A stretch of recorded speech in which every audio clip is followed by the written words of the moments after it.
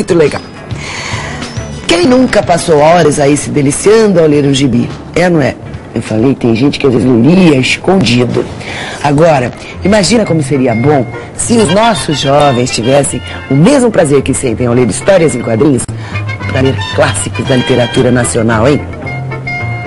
Desde o primeiro desenho em pedra até a sua grande influência artística, os quadrinhos marcam história, contando de uma maneira informal e sempre inovadora as passagens dos povos, suas culturas, suas paixões e seus ídolos.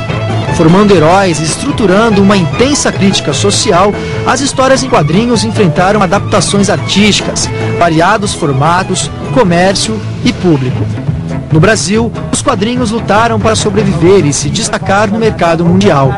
Com influências até de povos egípcios e gregos da antiguidade, cada vez mais a interpretação gráfica foi desenvolvida e a arte de contar histórias por meio de imagens se tornou uma linguagem universal, tomando os mais diversos rumos. Não há quem nunca tenha tido contato com uma dessas revistas, e não há como negar, as histórias em quadrinhos ainda têm muita história para contar, inclusive da literatura.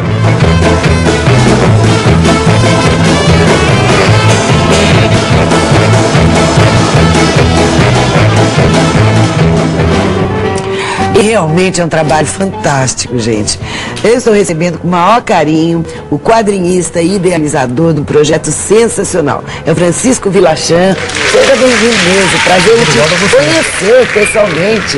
Legal. Eu acho que todo mundo é fã de histórias em quadrinhos, né? Eu acho que sim, viu? Acho que não tem quem não goste de ler, nem que seja escondido, né? É isso que eu falei. Tem história uma vez de um rapaz que eu conheci, que foi fazer uma viagem internacional, então levou assim uma mala executiva daquelas bem... Não daquelas do governo não, viu, gente? Mas umas bem, sabe, daquelas pomposas, bonitas e tal, que aliás, eu acho bonito pasta, uma letra executiva. E dentro só tinha história em quadrinhos, porque ele morria de medo de avião e levou um estoque para ler durante a viagem. Olha só. E por aí vai, né? Vocês então devem conhecer muitas histórias hilárias aí. Bem, tudo isso faz parte do projeto da Escala Educacional, que transforma contos clássicos da literatura nacional em gibis. Como é que surgiu isso, hein, Francisco? Bom, surgiu já há um certo tempo. Assim, eu comecei, na verdade, a fazer esses quadrinhos há uns 3 anos. E na época eu fiquei meio que apaixonado. Comecei a ler Machado de Assis. Comecei a me entusiasmar pelos personagens, pela ambientação. Uma coisa também que acho que uma certa nostalgia pelas ruas do Rio de Janeiro, porque eu sou do Rio, estou aqui em São Paulo. Isso está aqui gostoso. Enfim, isso daí é uma coisa. E comecei a criar os personagens e tal, comecei a fazer os primeiros quadrinhos. E na época, o único meio, inclusive, que eu tinha, que a mão mais fácil foi a internet, por incrível que pareça. É mesmo? Foi num site chamado Nona Arte, que eu, vamos dizer assim, que eu coloquei no ar, né, a primeira história, que foi Ideias do Canário, um conto do Lima Barreto. Lima Barreto. Do Machado, desculpe, já estou misturando. Do Machado, um conto do Machado. E no final de 2004, eu fui na Escala Educacional, levando, que é uma editora nova no mercado de livros e tal. Eu ia perguntar para você. Então, é uma editora nova, e eu fui levar trabalho, e entre o material que eu levei tinha umas páginas de quadrinhos. E no caso, o editor, o Duda e o Vicente, da editora, se interessaram em levar esse projeto adiante. E foi uma surpresa, né? Aí caiu assim aquela, poxa, e agora, né?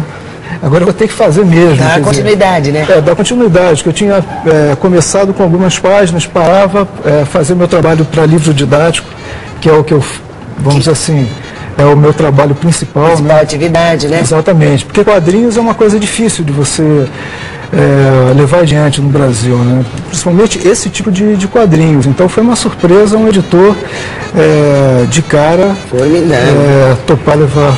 Há quantos anos você vive das histórias em quadrinhos? Na verdade, eu vivo, vamos dizer assim, o meu ganha-pão é trabalhando como ilustrador de livros didáticos. História em quadrinhos foi sempre uma coisa que eu fiz meio à parte, assim, quer dizer, nunca eu ganhei dinheiro, sobrevivi de história em quadrinhos. Era mais ou menos um hobby?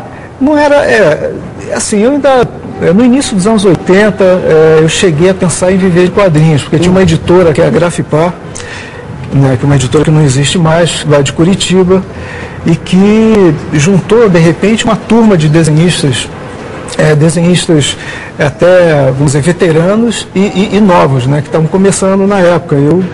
Eu me juntei a essa turma e durante um tempo eu produzi material para essa editora, mas a realidade é que a coisa foi diminuindo, as vendagens foram caindo e tal, e a editora acabou fechando, quer dizer. Aí o meio, para quem, no meu caso, foi o livro didático. A porta que eu encontrei aberta foram dos didáticos e paradidáticos. Para dar continuidade. Exatamente, meu trabalho de ilustrador. As coisas são difíceis no Brasil. É complicado. Não é fácil. Bem, retomando, os primeiros contos então adaptados para os quadrinhos foram Os Braços, Machado de Assis, e O Homem que Sabia Javanês, Aníbal Barreto. Exatamente. E bom, nesse caso... Olha, tem aqui... Isso já está no mercado? Isso já está, já estão nas bancas do Brasil inteiro. Só em bancas? Por enquanto acredito que sim, mas acho que a ideia é levar para as escolas também, né? Sensacional, acho que deve ser levado para as escolas. Exatamente, seria um paradidático. Porque é aquela história de aprender brincando.